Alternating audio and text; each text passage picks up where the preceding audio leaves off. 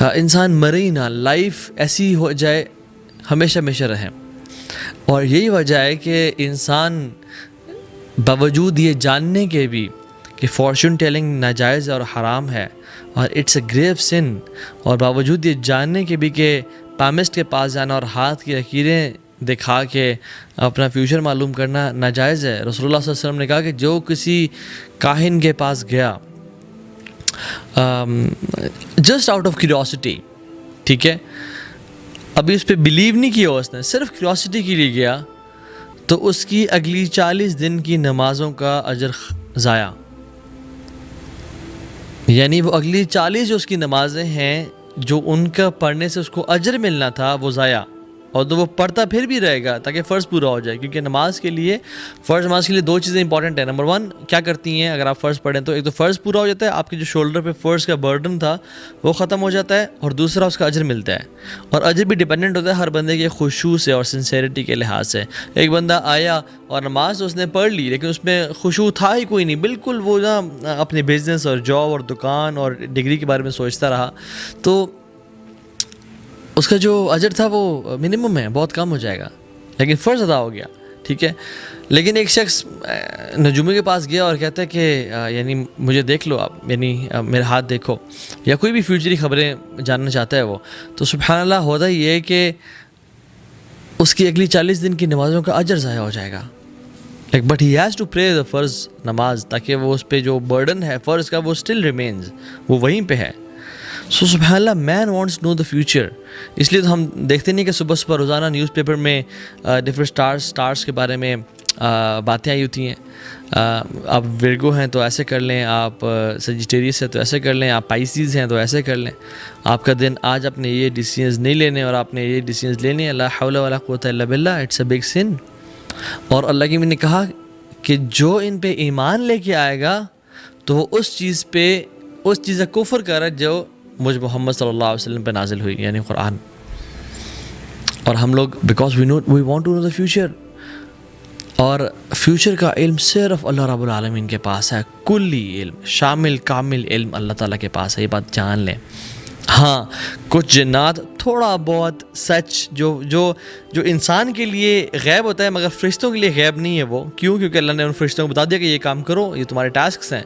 تو وہ جنات ان سے سن کے وہ ایک چھوٹا سا سچ اس کے ساتھ 100 جھوٹ ملا کے جو ہے نا وہ نجومی آگے پیش کرتا ہے. But human and man still wants to go to that person because we love to know future. اور استخارہ اللہ تعالیٰ سے فیوچر کی ہیلپ ہے. اسلام نے ہمیں جو استخارہ دیا وہ یہ دیا کہ اللہ تعالیٰ سے فیوچر کے جو معاملات ہیں نا، اللہ تعالیٰ کو ایکویشن میں لے کے آؤ، اللہ تعالیٰ کو اپنا پارٹنر بنا لو اور حصے دار بنا لو، اور تمہیں کامیابی نصیب ہونا شروع ہو جائے گی. اور ہم دیکھتے ہیں کہ رسول اللہ صلی اللہ علیہ وسلم نے صحابہ کو، جابر بن عبداللہ کی حدیث ہے، کہتے ہیں کہ رسول اللہ صلی اللہ علیہ وسلم ہمیں استخارہ اس طرح سکھاتے تھے جس طرح قرآن کی کوئی صورت سکھاتے ہیں ہمیں. اللہ مستعان، اللہ اکبر، ہاؤ بگ اٹ از. رسول اللہ صلی اللہ علیہ وسلم قرآن کی جس طرح سے ہمیں سورت سکھا دیتے ہیں اس طرح استخارہ سکھا دیتے ہیں. جو استخارہ کرتا ہے وہ کبھی ذلیل نہیں ہوگا، جو مشورہ کرتا ہے وہ کبھی مایوس نہیں ہوگا، اور جو کفایت شعری سے پیسے خرچ کرتا ہے وہ کبھی غریب اور فقیر نہیں ہوگا.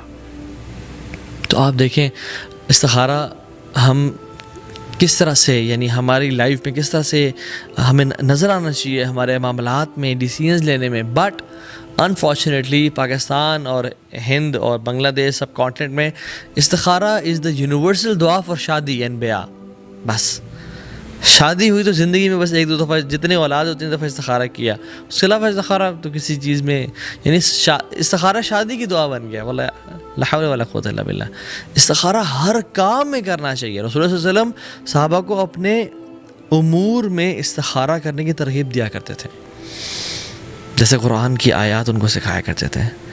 اور حدیث میں کیا آتا ہے، رسول اللہ صلی اللہ علیہ وسلم فرمایا کہ اذا ہم احدکم بالامر، جب تم میں سے کوئی شخص ارادہ کر لے کسی کام کرنے کا، جب تم میں سے کوئی شخص ارادہ کر لے کسی کام کرنے کا، تو اسے پتہ چلتا ہے کہ استخارہ جو ہوتا ہے نا وہ آپ نے پہلے کام کرنے کا ارادہ کر لیا، آپ نے ایک ٹاسک تھا اس کے بارے میں ریسرچ کر لیا, اس کے بارے میں دیکھ لیا کہ کوئی جاب ہے, آپ نے دیکھ لیا کہ اوکے سیلری ڈن, چیک, یہ سیلری بڑی کمال کی ہے, پیکیج بڑا اچھا ہے, جس شہر میں ہوں مجھے وہیں مل رہی ہے, اوکے پروموشن اور پروگریشن بڑی زبردست ہے, کمال کی ہے, اوکے چیک چیک چیک, سارے ٹک لگ گئے, میں نے یہ جاب اب کرنی ہے. ناؤ یا Allah I want your suggestion تو کیا, now I want you to help in this regards, کہ آپ کو میں اب انوالو کر رہا ہوں کہ اس ڈیسیژن کو میں کس طرح سے آگے لے کے جاؤں, اس ڈیسیژن میں خیر ہے یا نہیں ہے, یا رب آپ مجھے بتائیں گے. استخارہ یعنی ڈیسیژن لینے سے پہلے استخارہ یہ نہیں کہتا کہ میں کون سی جاب کروں, ٹھیک ہے. آپ حدیث میں کہتا ہے اذا ہم احدکم, جب تم میں سے کوئی شخص ارادہ کر لے, ٹھان لے, فار ایگزامپل کسی جگہ شادی کرنی ہے تو پہلے ریسرچ کر لیا کہ یہ ان کا دین کیسا ہے, ان کا اخلاق کردار کیسا ہے, ان کا کریکٹر کیسا ہے, ان کی ڈیلنگس کیسی, ان کے معاملات کیسے ہیں. اور پھر وہ جاننے کے بعد یہ نہیں کہ اپنے کچھ جانے نہیں اور اپنے استخارہ کرنے کہ یا اللہ ہم شادی یہاں پہ کریں یا نہ کریں, نہیں. اذا ہم احدکم, ارادہ جب کر لو تو پھر حدیث میں آتا ہے فلیرکع رکعتین من غیر فریضہ, پھر وہ 2 رکعتیں پڑھے گا فرض کے علاوہ. یعنی فرض نماز تو اپنی جگہ پہ قائم ہے, فرض نماز کے بعد وہ استخارہ کی دعا نہیں پڑھے گا, وہ 2 رکعتیں نفل ادا کرے گا اور پھر وہ استخارہ کی دعا پڑھے گا. اچھا ایک بات یاد رہے کہ we need to, جیسے میں نے کہا, we need to decide what we want to do before doing استخارہ. الاستشارہ قبل الاستخارہ. We need to decide and make مشورہ from people before doing استخارہ. لوگوں سے مشورہ کر لیں اور پھر اللہ تعالیٰ کے کورٹ میں معاملے کو درج کریں, پھر اللہ تعالیٰ سے مشورہ مانگیں. اور یہ بات یاد رکھیں کہ جو استخارہ ہے نا, یہ فرض چیزوں کے بارے میں نہیں کیا جاتا کہ میں فرض نماز پڑھوں یا نہ پڑھوں, میرے پہ حج فرض ہے, میرے پاس استطاعت بھی ہے, میں حج کروں یا نہ کروں.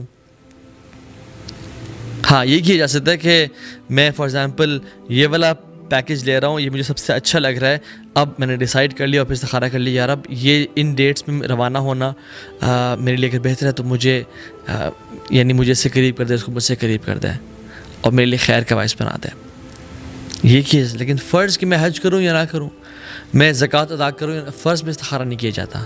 اور جو مستحب یعنی جو ریکمینڈیڈ چیزیں ہیں, فار ایگزامپل میں شادی کروں یا نہ کروں, اس سے بھی استخارہ نہیں کیا جاتا. کہاں کروں, اور یہاں میں نے ڈیسائیڈ کر لیا کہ مجھے جگہ پسند ہے, اس میں استخارہ کرنا ہے. لیکن میں شادی کروں یا نہ کروں, اس میں استخارہ نہیں ہے, کیونکہ جو اللہ کے نبی صلی اللہ علیہ وسلم نے کہا کہ جو کام کرنے والے ہیں ان میں استخارہ مباح چیزوں میں کیا جاتا ہے جنرلی.